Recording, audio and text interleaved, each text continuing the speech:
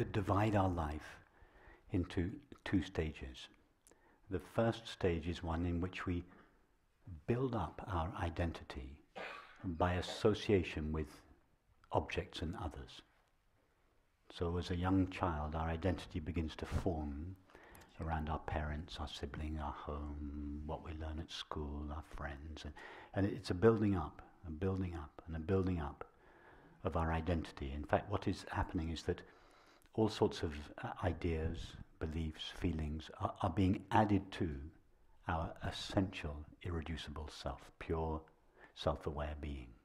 And this period of accumulating qualities and associations goes on for a certain period of years, but at a certain stage, things in our life begin to fall away. The accumulation stops. People begin to die. Our health begins to fail us.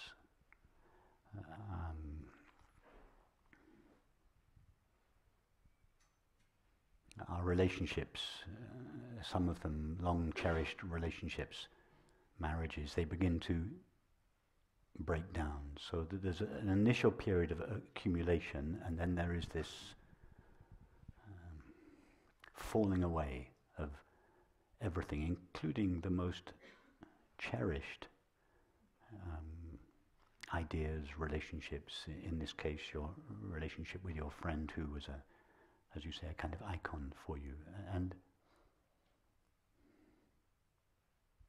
obviously that process of letting go of all the things we have identified or associated ourselves with is very difficult for the identity that has been built around them.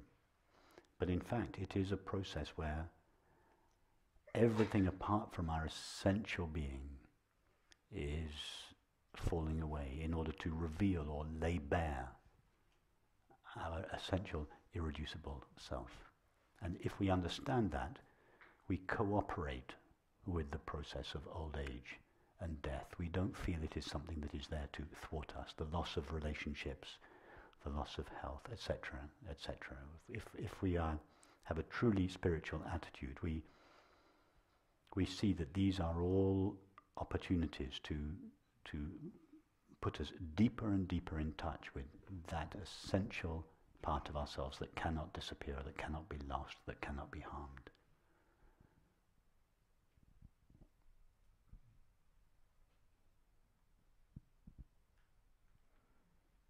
And for you, your relationships with this friend that you told us about last year, or your family, it's part of this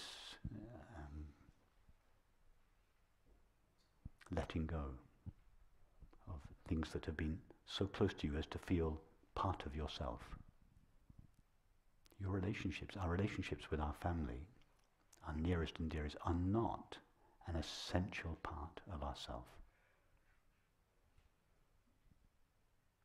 That's not a reason for not attending appropriately and cherishing these relationships.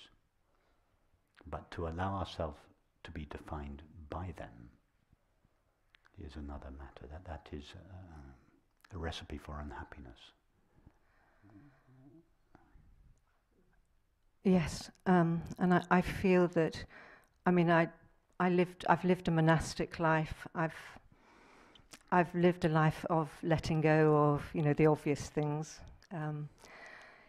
for a good deal of my life. And I think the key thing in this part of the story was the speaking truth into a very ancient, secret that had been held, that I've been holding to protect others, and trusting that the truth being spoken would not damage, but would give life. We're in that process, it's given life to me. Yeah. To speak it, but the other people, there are people lying wounded and in pain. So that process is still continuing, but I do know that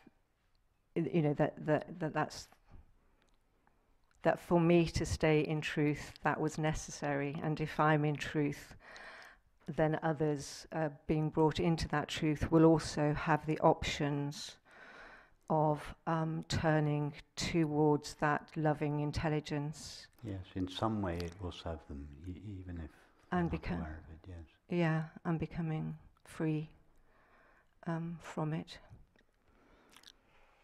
So it's it feels like a last traces that are being dissolved in a very radical and quite, challenging.